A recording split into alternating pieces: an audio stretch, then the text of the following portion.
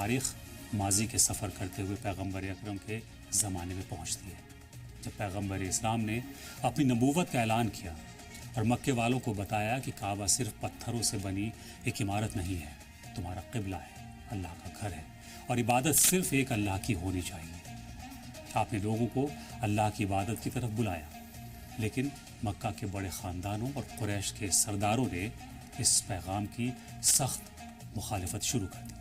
ان کی مخالفت صرف پیغمبر کی بات ماننے سے انکار تک نہیں رہی، بلکہ مسلمانوں پر ظلم، دباؤ اور طرح طرح کی مشکلیں بڑھتی چلی گئی۔ کعبے کے بارے میں پیغمبر اسلام کا پیغام صاف تھا کہ یہ اللہ کا گھر ہے اور یہاں عبادت صرف اسی کی ہونی چاہیے۔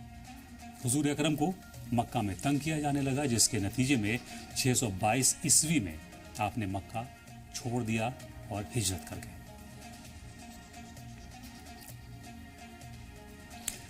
آخرکار مکہ میں مسلمانوں کے لیے حالات اتنے مشکل ہو گئے کہ حضور صلی اللہ علیہ وسلم نے مکے سے مدینہ جانے کا فیصلہ کیا۔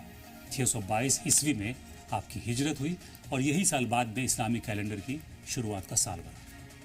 ہجرت سے لفظ ہجری بنا اور اسلامی کیلنڈر میں عیسوی کی جگہ ہجری استعمال ہونے لگا۔ مدینہ میں پہنچ کر پیغمبر اسلام نے مسلمانوں کی ایک نئی جماعت کو مضبوط کیا اور لوگوں کو اللہ واحد کی عبادت کی دعوت دیتے رہے۔ یہ ٹکراؤ دھیرے دھیرے اتنا بڑھا کہ مسلمانوں اور قریش کے بیچ کئی بڑی جنگیں ہوئیں۔ سب سے پہلے 2 ہجری یعنی 624 عیسوی کو جنگ بدر ہوئی۔ اس میں مسلمانوں کی تعداد کم تھی، لیکن جنگ کا نتیجہ ان کے حق میں رہا۔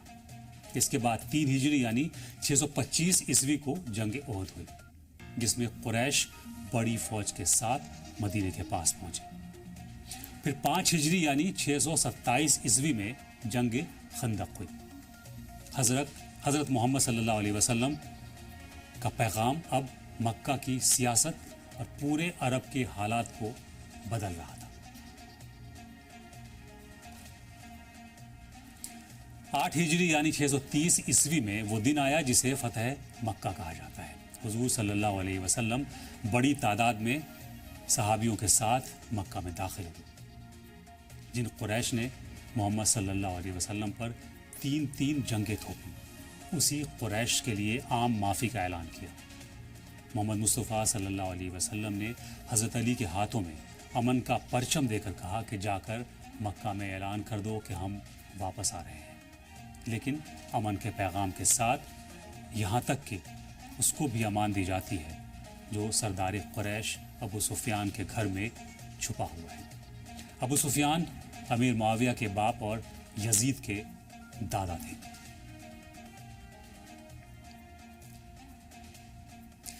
اس اعلان کے ساتھ قافلہ مکہ میں داخل ہوا۔ ابو سفیان سمیت پورا مکہ آپ کی نبوت کی گواہی دینے لگا اور دائرہ اسلام میں داخل ہوا۔ اس کے بعد کعبے کو پھر سے اللہ کی عبادت کا مرکز بنا دیا گیا اور اس کے بعد مکہ کی زندگی کا پورا رنگ بدل گیا۔ حج اور عمرہ کے طور طریقے اسلامی ہدایت اور روایت کے مطابق طے ہوئے اور کعبہ کو پھر سے توحید یعنی صرف ایک اللہ کی عبادت کے مرکز کے طور پر پہچان ملی۔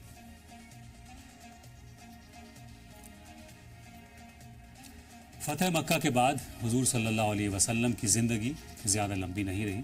11 ہجری یعنی 632 عیسوی میں آپ نے اس دنیا سے پردہ کر لیا۔ آپ کی وفات کے بعد اسلامی حکومت آگے بڑھتی رہی اور قریب 50 سال بعد حالات ایک بار پھر بدل گئے۔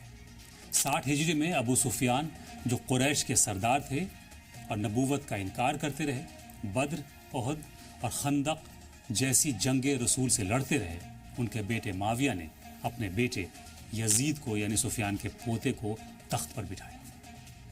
معاویہ نے یزید کو تاکید کی کہ تمہاری حکومت اس وقت تک مکمل نہیں ہوگی جب تک تمہارا کنٹرول مکہ اور مدینے پر نہ ہو، اور عبد الرحمن بن ابی بکر، عبداللہ ابن عمر، حسین ابن علی اور عبداللہ ابن زبیر تمہاری بیعت نہیں کر لیتے۔